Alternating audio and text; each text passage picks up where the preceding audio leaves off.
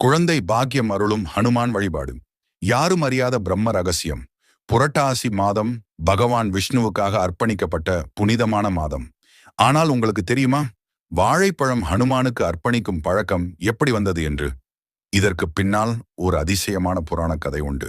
நீங்கள் ஹனுமான் பக்தர் என்றால் வீடியோவை லைக் செய்து ஜெய் ஹனுமான் என்று கமெண்ட் செய்யவும்.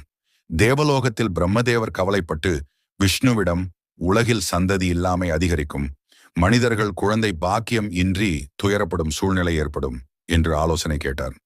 விஷ்ணு பகவான் சிரித்தபடி சொன்னார், ஹனுமான் என் பிராண சக்தி.